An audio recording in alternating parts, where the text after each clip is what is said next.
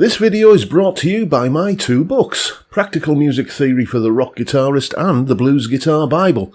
Want to learn about modes, harmony, scales, chord substitution and keys? Or maybe you're interested in supercharging your blues guitar rhythm and lead chops. Whatever you're interested in, I guarantee you will be hitting the fast lane to progress with either of these works.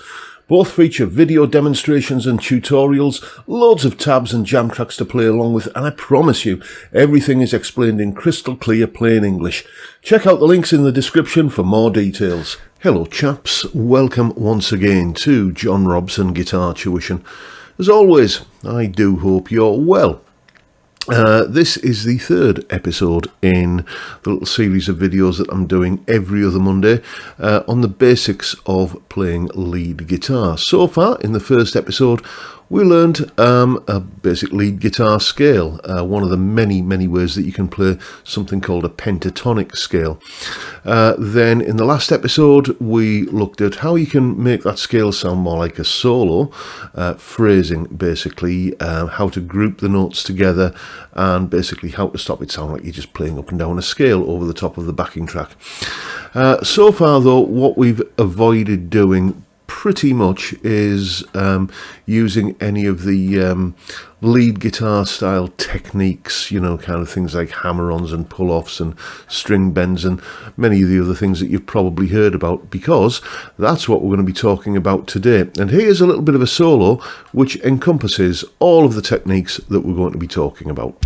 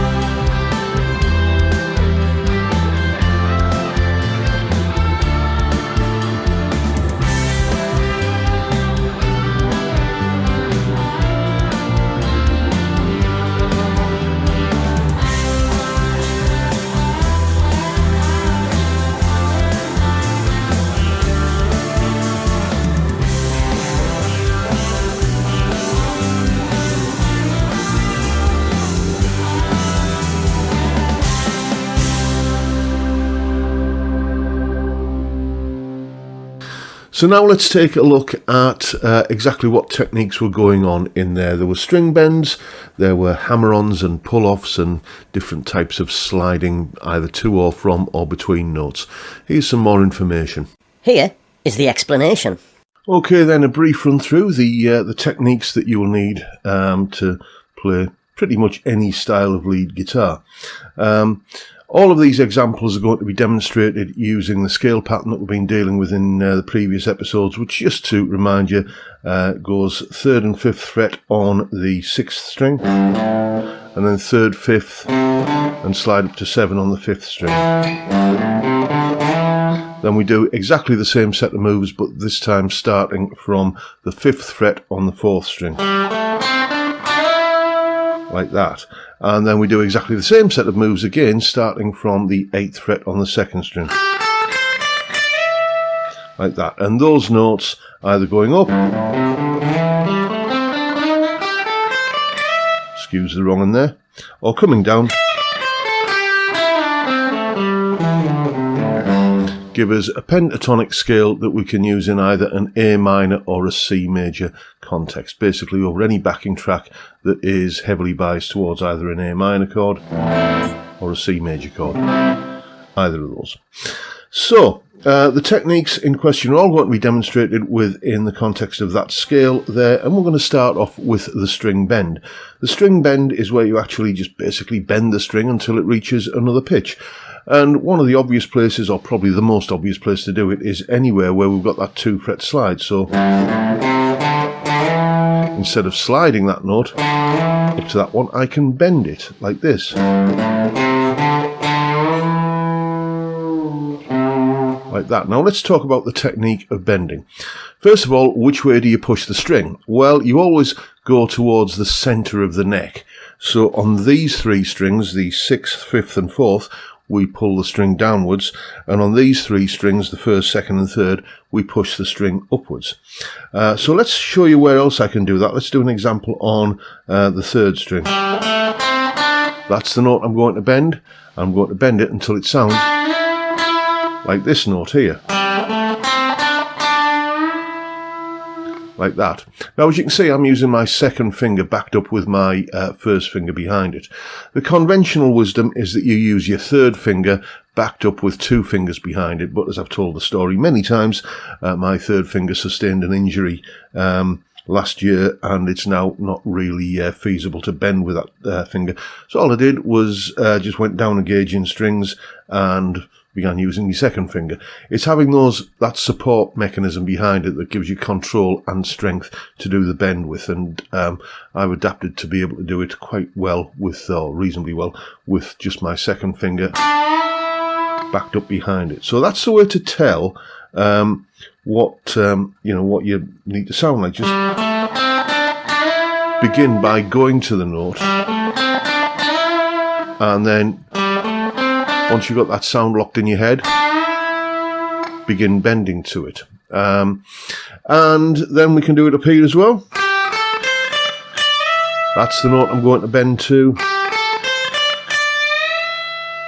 Like that.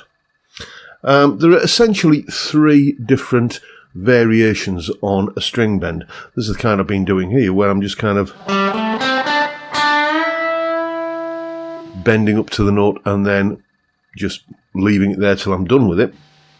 And you'll notice if you watch this hand, that's how we can kind of come out of the bend without hearing it sort of return to its unbent pitch. I'm just going to block the string with my thumb like that. Or use the side of your pick, whatever. But basically, you use this hand to mute it. It's also worth mentioning that where you approach the string from to do the bend is an important factor. If I just, as I'm playing the notes like this, and I'm going onto the string at that kind of an angle, if I then bend it, you see what happens is I'm clipping other strings. So think of the cross section of the string as a circle, which it is, and then basically let's illustrate with this pen here, if I can do this. Okay, rather than going onto the string at that kind of an angle to do the bend, go on more like that, so that you're pushing it up from underneath rather than pulling it up from on top. Watch here as a subtle change in the angle of these fingers will illustrate that. So, and then I'm exaggerating here for the purposes of clarity, but that's basically the sort of, you kind of get underneath the string like that. Your thumb round the top will give you the necessary purchase to do the string bend. So that's the first kind of bend, where we just take the note up and leave it there till we're done with it. Then, of course, we can also allow it to come back down if we want.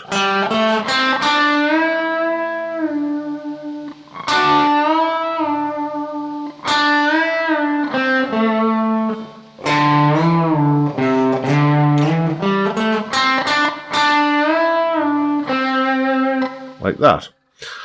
And the third type of string bend is where we begin with a string already bent and allow it to return to pitch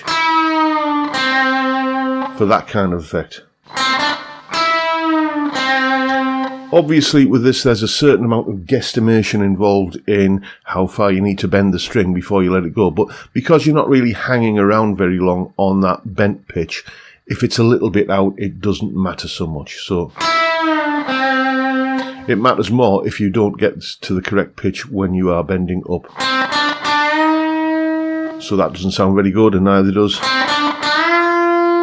that. So just, again, play the actual note that you're going to use as your target pitch, and then try and match that with the sound of your bend. Right, the next thing we're going to look at is the hammer-on technique, okay? So if I go from this note here, I can then go to this note here, but I don't have to pick it. What I can do is I can just hit it forcefully with this finger, or if you've got a functioning one, your third finger, to get this kind of sound. There's no pick involvement in that second note. None at all. I'm not picking it. What you've got to do, though, is you've got to be confident, you've got to be forceful, because what you want to do is strike the string with enough force that you don't stop the string from vibrating, because that will happen if you're not confident. The sort of soft, cushiony flesh on the end of your finger will just kill the vibration in the string if you're not kind of committed to it like this. See, that kind of comes out quite weak, or even not at all. I can't get it to do not at all. Like that, okay? You've really just got to kind of hit it.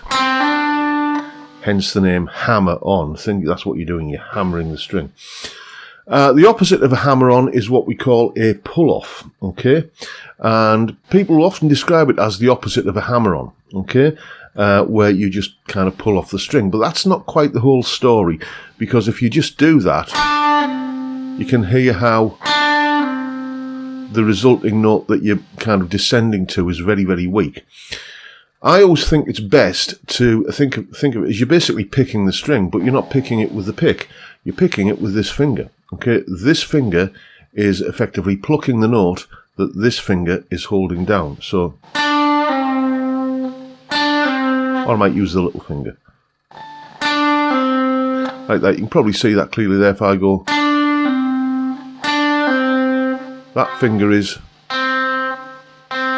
coming off like that and actually plucking that note. Okay, so that's a hammer-on and a pull-off.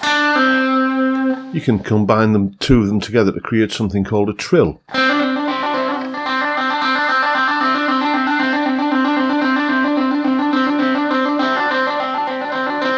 No pick involvement at all in that. That's just a series of hammer-ons and pull-offs.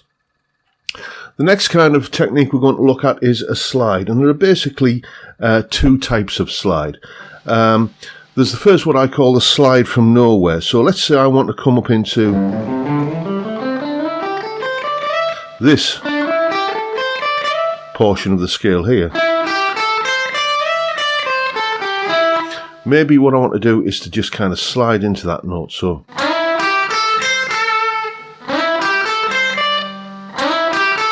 notice you're not hearing a pitch that slide is starting from.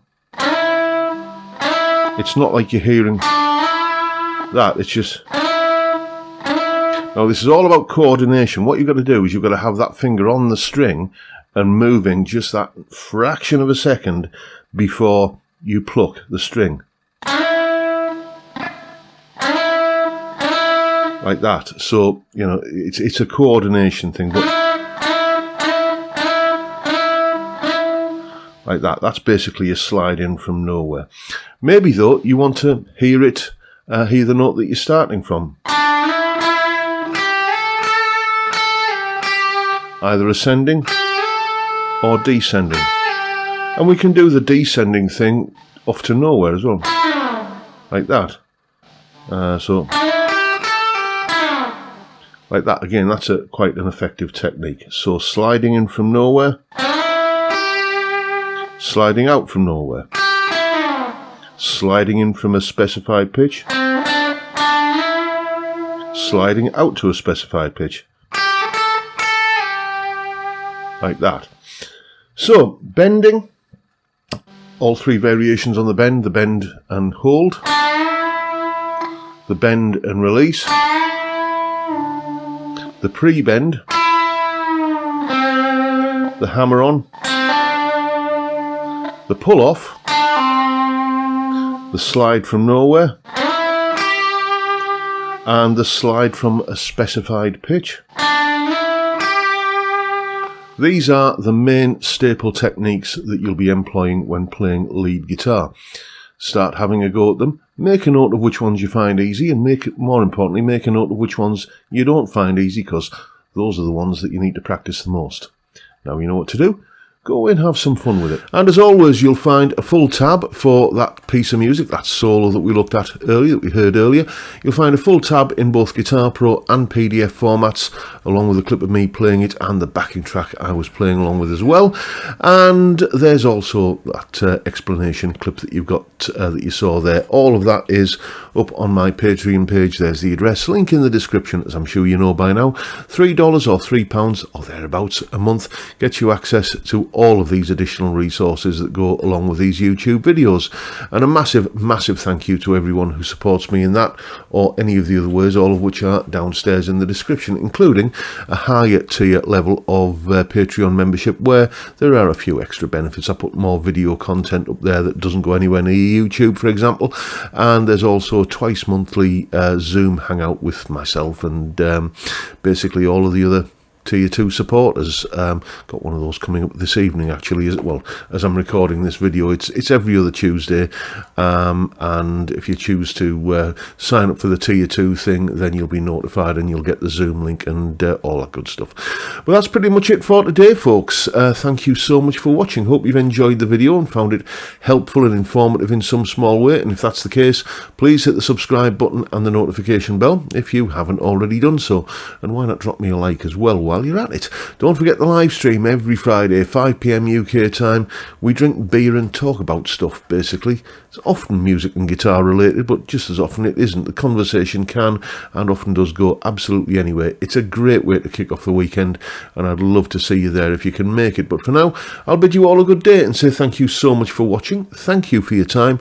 Look after yourselves, folks. Stay well, stay safe, and above all, stay sane. Bye for now.